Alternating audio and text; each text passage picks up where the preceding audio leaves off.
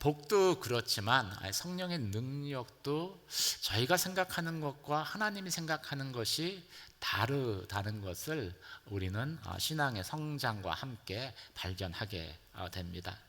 여러분은 능력이라고 하면은 예수님의 죽음이 먼저 떠오르십니까? 아니면 지난주에 일어났던 안진뱅이가 일어선 그 사건이 먼저 떠오르십니까? 대부분의 사람들은 복음의 능력을 말하면 안진뱅이가 일어난 사건을 먼저 떠올리지 예수님의 십자가의 죽음을 떠올리지는 않을 것입니다. 하지만 로마서 1장에서는 복음이 모든 사람을 구원하는 하나님의 능력이다라고 말씀하고 있습니다.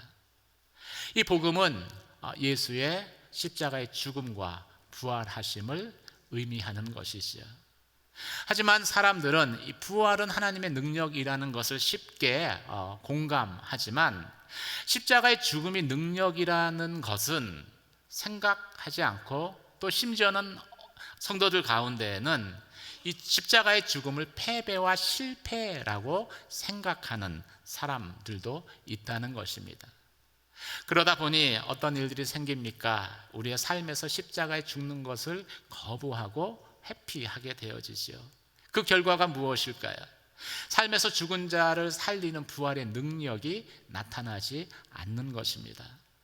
기독교는 세상을 변화시키지 못하는 무기력한 기독교에 머물게 되는 것입니다. 본문은 성전 미문의 안진뱅이가 일어난 그 사건에 대해서 베드로가 그 의미를 설명하고 있는 말씀입니다. 왜 베드로는 안진뱅이가 일어선 그 사건을 예수의 죽음과 부활, 그리고 이스라엘 백성들의 거부와 연관시켜서 설명을 하고 있을까요? 그것은 그들이 새로워지기를 원하기 때문일 것입니다. 그러면 우리는 이 땅에서 어떻게 새롭게 되어질 수 있겠습니까? 먼저 오늘 본문의 말씀은 첫 번째로 새로워지기 위해서는 사람이 아니라 하나님께 주목해야 된다는 것을 말씀합니다. 하지만 2000년 전이나 오늘날이나 사람들은 베드로와 요한에게 주목을 하죠. 11절에서 15절까지 말씀을 함께 읽도록 하겠습니다. 함께 읽겠습니다. 시작. 그 사람이 베드로와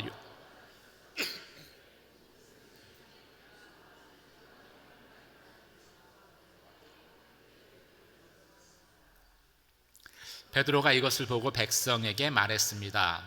이스라엘 사람들이여, 왜 이 일을 이상하게 또 우리 자신의 능력과 경건으로 이 사람을 겪게 한 것처럼 왜 우리를 주목합니까? 아브라함과 이삭과 야곱의 하나님 곧 우리 조상의 하나님께서 그분의 종 예수를 영화롭게 하셨습니다. 그러나 여러분은 일찍이 그를 넘겨주었고 빌라도가 놓아주기로 판결했음에도 당신들은 빌라도 앞에서 그것을 부인했습니다. 여러분은 거룩하고 의로운 분을 거절하고 도리어 살인한 사람을 놓아달라고 요청해 생명의 근원 되시는 분을 죽였습니다. 그러나 하나님께서는 그분을 죽은 사람들 가운데 살리셨습니다. 우리는 이 일의 증인들입니다. 걷지 못하는 안진뱅이가 걷게 된 이런 사건은 사도행전 3장 이전에도 있었습니다. 예수님은 공생의 기간 동안에 걷지 못하는 사람을 걷게 하셨고, 보지 못하는 사람을 보게 하셨고, 손 마른 자의 손을 펴 주셨습니다. 예수님이 그렇게 하실 수 있다는 것에 대해서 우리 모두는 쉽게 공감합니다. 하지만 이 사도행전 3장의 기적과 같이 예수님이 아닌 우리와 똑같은 한 인간인 베드로에 의해서 이런 기적이 행해졌다는 점에서 이 기적은 특별한 의미를 갖고 있습니다. 그래서 이 베드로가 행한 이 기적에 대해서 사람들의 반응도 남달랐습니다. 그 반응은 크게 두 가지로 말할 수 있습니다. 첫 번째는 안진뱅이였던 사람이 보였던 반응입니다.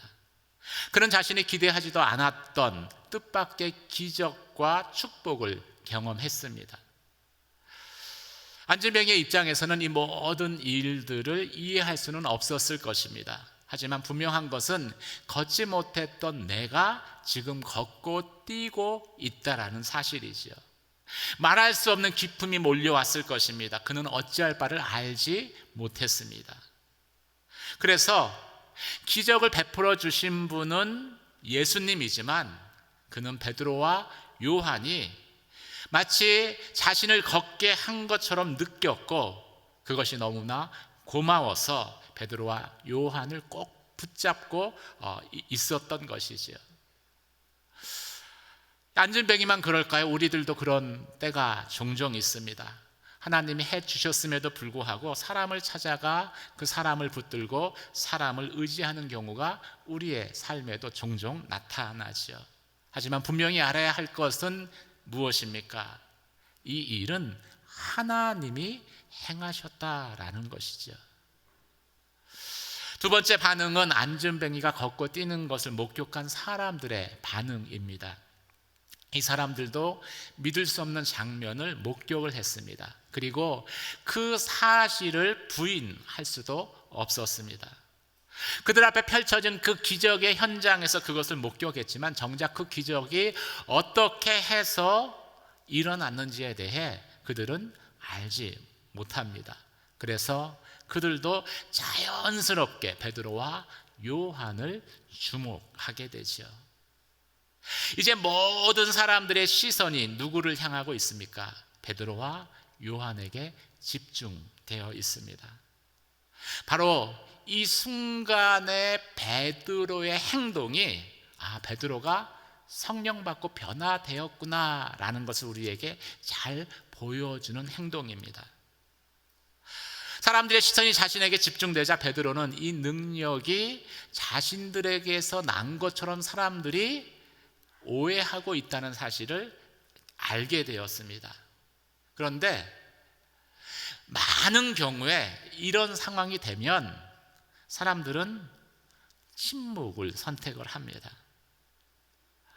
긍정도 하지 않고 부정도 하지 않음으로 인해서 사람들이 그냥 그들을 믿게끔 두는 것이죠. 그러면서 자신이 높아지는 것을 속으로 즐깁니다. 왜 그렇습니까?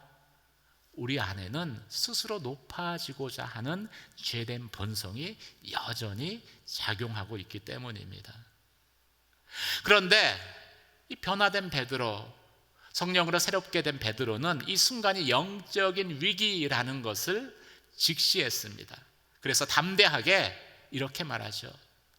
이 능력은 나의 능력이 아니라 예수 그리스도의 능력이라. 사랑하는 성도 여러분, 베드로와 같은 고백이 저와 여러분에게 있기를 주의 이름으로 축원합니다. 먼저 베드로는 왜 이 기적에 대해서 이상하게 여기느냐라고 반문을 합니다. 그 이유는 믿음의 사람에게 이런 기적이 일어나는 것은 지극히 정상적이기 때문입니다. 오히려 예수를 믿는 나의 삶에 아무런 일도 일어나지 않는다, 아무런 변화도 일어나지 않는다, 그것이 이상한 일이죠. 왜 그렇습니까?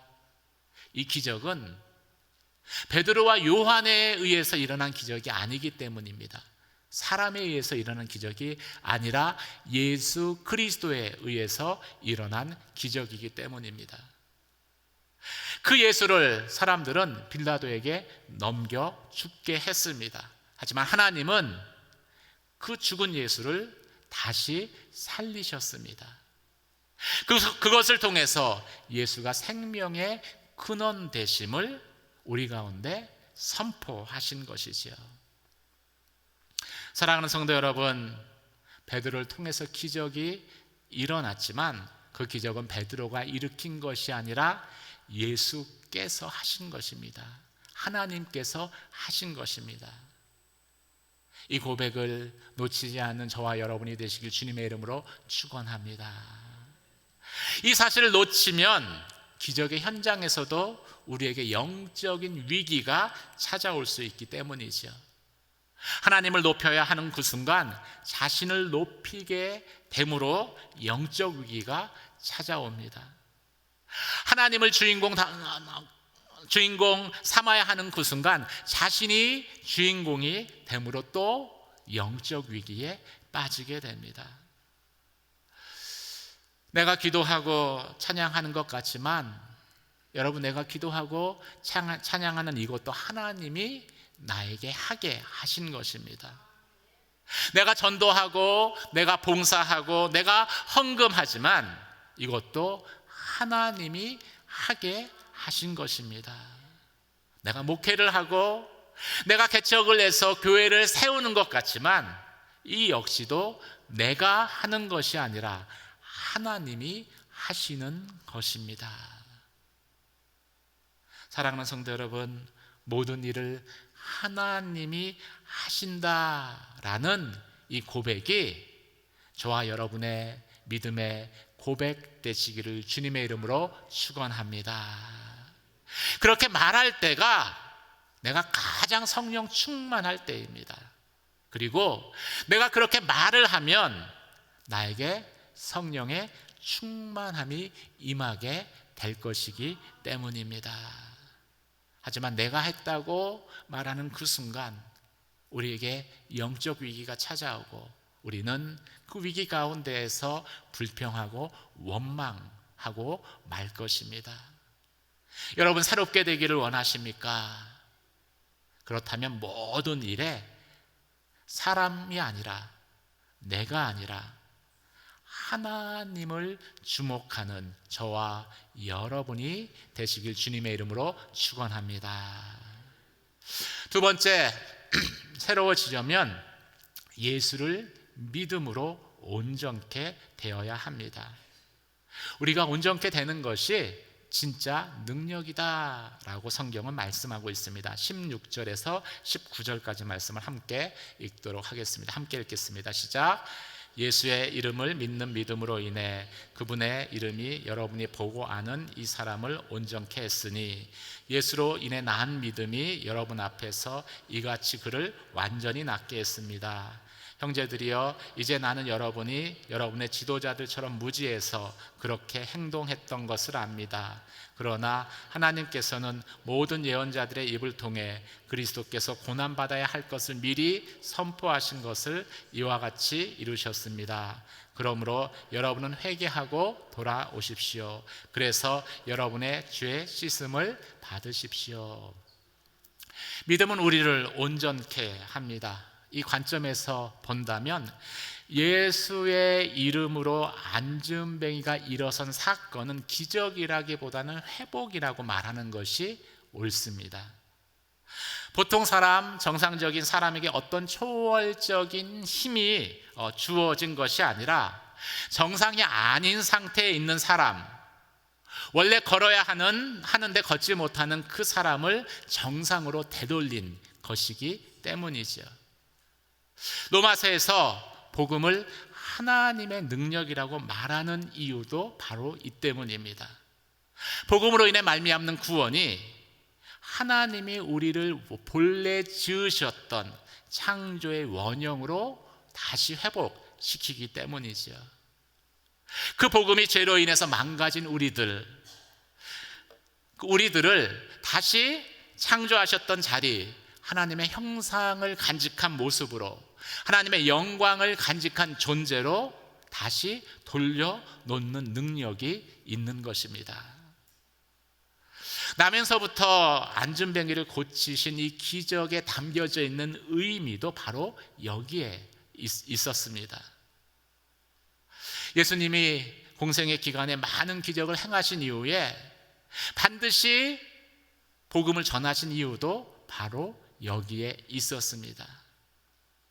우리는 흔히 능력하면 무엇을 생각합니까? 더 많이 소유하게 되는 것, 더 유명해지는 것, 더 성공하게 되는 것, 더 큰 힘을 얻는 것, 이런 것들을 능력과 연관해서 생각을 합니다. 하지만 하나님이 생각하는 능력, 하나님이 생각하는 기적은 하나님이 창조하신 본래 모습대로 정상적인 인간으로 우리를 다시 회복시키는 것이었습니다. 그래서 하나님의 성품과 형상에 참여하게 하는 그것이 능력이고 하나님이 기적을 행하신 목적이었던 것이지요. 사랑하는 성도 여러분, 죄로 인해 망가져버린 내 영혼이 본래의 자리로 다시 회복시키는 십자가의 복음이 진짜 능력이다 라는 고백을 드리는 저와 여러분이 되시길 주님의 이름으로 축원합니다. 이 고백을 잊어버리는 순간 우리에게 신앙의 위기, 믿음의 위기는 찾아올 수 있기 때문입니다. 나면서부터 안진뱅이였던 사람이 다시 정상적으로 걷게 된 이 사건은 예수의 이름을 믿는 그 믿음으로 인해서 일어난 일이었습니다.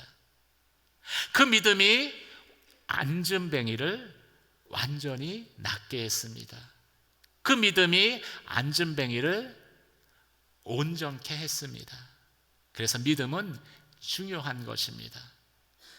하지만 우리가 기억해야 되는 것이 믿음 자체가 구원을 의미하는 것은 아니다라는 것이지요. 예수님을 믿음으로 인해서 우리에게 구원이 주어지는 것이지 믿음 자체로 구원이 오는 것은 아니기 때문입니다. 따라서 우리는 우리의 믿음을 지나치게 우상화하는 것을 경계해야 합니다. 빌립보서 4장 13절의 말씀, 많은 성도들이 인용하는 말씀이죠. 내가 모든 것을 할 수 있습니다. 하지만 그 앞에 있는 것을 우리는 더 집중해서 주목해서 보아야 합니다. 내게 능력 주시는 자 안에서. 베드로는 그 능력 주시는 자가 누구라고 고백하고 있습니까? 예수 그리스도라고 고백을 하고 있습니다. 예수 그리스도 안에 있을 때 우리가 모든 것을 할 수 있는 그런 능력을 소유하게 되는 것입니다. 근데 많은 사람들이 저지르는 실수가 믿음에 대해서 이야기하면서 예수 그리스도 안에 있어야 된다는 이 사실을 강조하는 것이 아니라 모든 것을 할 수 있습니다는 것만을 강조하게 됩니다. 그리고 적극적인 믿음이 있으면 모든 것을 할 수 있다라고 말하는 것입니다. 근데 우리의 적극적인 믿음보다 더 중요한 것이 무엇입니까? 그 믿음이 예수님으로부터 나온 것이냐 아니냐, 이것이 더 중요한 것이지요. 만약 예수와 관계없이 나의 욕심으로 그리고 나의 바람으로 나로부터 나온 것이라면 그것은 적극적인 사고방식의 믿음이라는 포장지를 싼 것에 불과한 것입니다. 진짜 믿음이라고 말할 수 없는 것이지요. 예수로부터 나온 믿음만이 우리를 온전케 할 수 있습니다. 사랑하는 성도 여러분, 복음의 능력은 죄로 인해서 망가져버린 내가, 비정상적인 내가, 그래서 범죄할 수밖에 없는 내가 다시 정상으로 하나님의 창조하신 그 때의 모습으로 온전케 회복되는 것입니다. 하나님이 창조하신 본래의 모습대로, 하나님의 형상대로, 하나님의 영광을 간직한 자로 우리가 다시 세워지는 것입니다. 그리고 이것은 십자가의 복음을 통해서만 일어날 수 있는 기적입니다. 십자가의 복음을 믿음으로 인해서 날마다 내가 온전케 세워지는 하나님의 회복을 경험하는 저와 여러분이 되시기를 주님의 이름으로 축원합니다. 오늘 성경은 세 번째로 회개를 통해서 새로워진다라고 말씀하고 있습니다. 그리고 회개하지 않으면 멸망당하게 된다라고 경고하고 있습니다. 20절에서 26절까지 말씀을 함께 읽도록 하겠습니다. 시작. 그러면 주 앞에서 새로워지는 때가 올 것이요 주께서 여러분을 위해 미리 정하신 그리스도 예수를 다시 보내실 것입니다. 그러나 하나님께서 영원 전부터 그분의 거룩한 예언자들의 입을 통해 말씀하신 대로 만물을 회복하실 때까지 예수는 마땅히 하늘에 계셔야 할 것입니다. 모세는 말하기를 주 하나님께서 너희를 위해 너희 형제 가운데서 나 같은 예언자 하나를 세울 것이니 그가 너희에게 말하는 것은 무엇이든지 다 들으라. 누구든지 그 예언자의 말을 듣지 아니하는 사람은 백성 가운데서 멸망당할 것이다 라고 했습니다. 또 사무엘과 그 뒤를 이은 모든 예언자들도 이때를 가르쳐 예언했습니다. 여러분은 예언자들의 자손이요 또 하나님께서 여러분의 조상들과 더불어 세우신 언약의 자손입니다. 하나님께서 아브라함에게 내 후손으로 인해 땅의 모든 족속이 복을 받을 것이다 라고 말씀하셨습니다. 하나님께서 여러분의 악으로부터 각자 돌아서게 하셔서 여러분에게 복 주시려고 자기의 종을 세워 여러분에게 먼저 그를 보내셨습니다. 하나님께서 이 땅을 새롭게 하시는 것은 두 단계를 통해서 성취됩니다. 첫 번째 단계는 예수 그리스도의 복음을 통해서 우리를 새롭게 하는 단계입니다. 그리고 두 번째 단계는 부활하신 예수께서 이 땅에 다시 오셔서 만물을 새롭게 하는 단계입니다.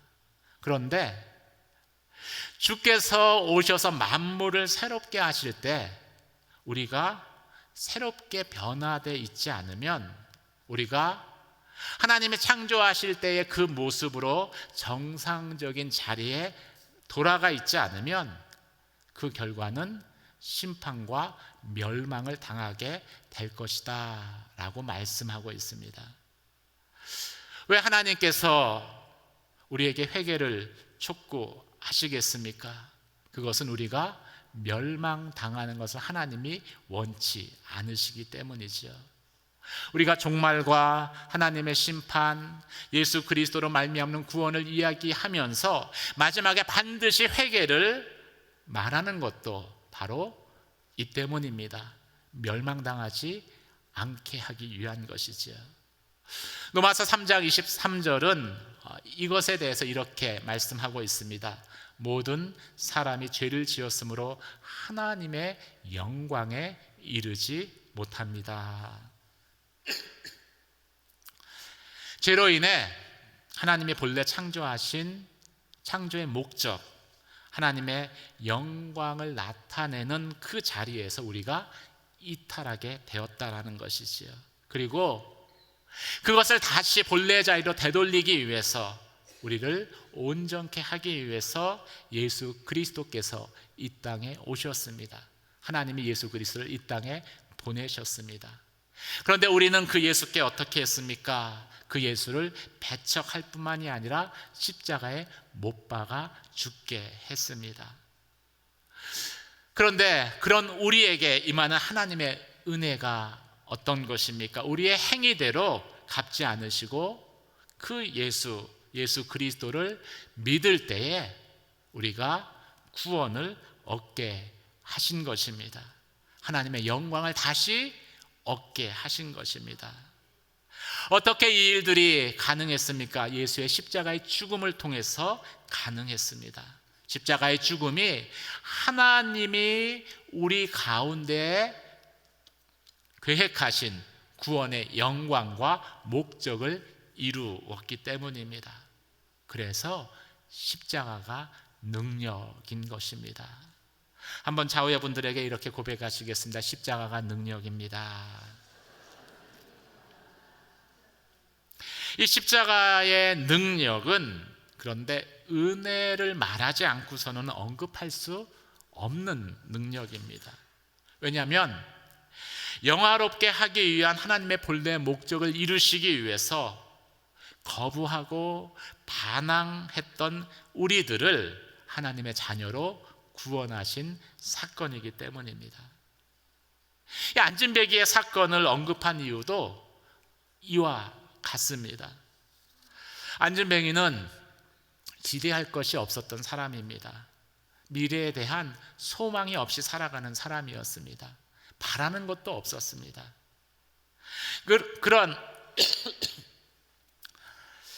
그런 안진뱅이가 예수 그리스도의 이름으로 일어나 걷게 되지요. 예수의 이름으로 온전치 못한 안진뱅이가 온전한 사람이 된 것입니다. 예수의 이름으로 정상적이지 못했던 안진뱅이가 고침을 받아서 정상적인 모습으로 되돌아오게 된 것입니다. 예수 그리스도의 십자가가 우리에게 행하신 것과 똑같은 일들을 하나님은 안진뱅이에게 그대로 나타내신 것이죠. 안진뱅이를 고치신 것처럼 예수님은 우리를 정상으로 돌이키셨습니다. 우리를 창조주 하나님의 그 영광과 하나님의 형상을 입은 그 신분과 정체성으로 다시 돌이키셨습니다. 회복시켜 주셨습니다. 그래서 오늘 본문에서 베드로는 회개하라는 말을 하면서 또 그 말과 함께 새로워지라라고 말하고 있습니다. 새로워지라는 말로 회개하라는 말을 대신하고 있는 것입니다. 사랑하는 성도 여러분, 기독교의 가장 축복된 메시지는 회개하라는 말입니다. 이 말은 새롭게 되라는 말과 같은 동의어이기 때문입니다. 근데 어떤 사람들은 회개하라고 말을 하면은 기분이 나쁘다고 합니다. 그래서 교회에 나오지 않겠다고도 말합니다. 회개하라는 그 말이 마치 자신을 악인 취급하는 것 같아서 싫다고도 말합니다. 이것은 회개하라는 말 안에 담겨진 더 깊은 의미를 알지 못해서 그렇게 생각하는 것입니다. 회개하라는 말은 가장 위대한 축복의 말입니다. 왜냐하면 그 말은 새롭게 되라는 말과 같은 말이기 때문입니다. 우리가 회개할 때에 예수 그리스도의 그 십자가의 죽으심을 통해서 우리의 죄가 사함받고 우리는 새로운 신분으로 거듭나게 됩니다. 그리고 거듭나게 되면은 우리에게 새로운 날들이 열리기 시작합니다. 새로운 삶이 열리기 시작합니다. 새로운 일들이 일어나기 시작합니다. 주님이 주시는 축복된 삶이 우리의 눈앞에 펼쳐지기 때문입니다. 그래서 회개하라는 말은, 새롭게 되라는 말은 축복의 말인 것입니다. 사랑하는 성도 여러분, 날마다 회개함을 통해서 새로워지는 하나님의 은혜를 경험하는 저와 여러분이 되시길 주님의 이름으로 축원합니다. 예수님은 이 일을 위해서 이 땅에 오시기로 예정되셨고, 그리고 그 예정대로 이 땅에 오셨고, 그리고 예언하신 말씀대로 십자가에 못 박혀 죽으셨습니다. 회개만이 우리를 새롭게 변화시킬 수 있습니다. 회개를 통해서 새롭게 되어졌을 때 우리에게 새 날들이 시작될 수 있습니다. 우리가 1월 1일 신정 연휴를 지났다고 해서 새 날들이 열리는 것이 아닙니다. 우리가 구정 연휴를 지났다고 해서 우리에게 새 일들이 일어나는 것이 아닙니다. 새 일들이 일어나려면 우리가 새로워져야 하는데, 새로워지는 그 일은 회개를 통해서만 우리 가운데 일어나는 일입니다. 안진뱅이의 과거가 어땠습니까? 그는 절망과 비참함 가운데 살았던 사람입니다. 그래서 미래에 대한 어떠한 소망도 기대도 가질 수 없는 사람이었습니다. 그런데 예수 그리스도의 복음으로, 그는 예수 그리스도의 그 이름으로 그는 새롭게 되었습니다. 그리고 안진뱅이에게 새 날들이 시작되고 열렸습니다. 사랑하는 성도 여러분, 저와 여러분의 남은 인생 가운데에도 매일매일이 새 날들이 열리는, 하나님으로 말미암는 새 일들이 일어나는 그런 복된 날들이 되기를 주님의 이름으로 축원합니다. 그러기 위해서 회개하십시오. 날마다 회개를 통해서 나를 새롭게 하시는 하나님의 은혜를 경험하십시오. 그런 삶을 살아가는 저와 여러분 되시길 주님의 이름으로 축원합니다. 오늘 말씀을 생각하며 함께 기도드리도록 하겠습니다. 여러분, 새로워지는 것은 하나님의 은혜로만 가능합니다. 내가 새롭게 되어질 때 새 날들이 시작되고 새 일들이 열리게 될 것입니다. 안전뱅이처럼 절망과 비참함 가운데 살아갔던 삶에서 미래에 대한 소망과 기대감을 가진 삶으로 변화되게 될 것입니다. 이 일은 예수 그리스도, 그 그리스도의 복음을 믿는 그 믿음을 통해서만 가능합니다. 주님, 십자가의 은혜로 나를 새롭게 하여 주시옵소서.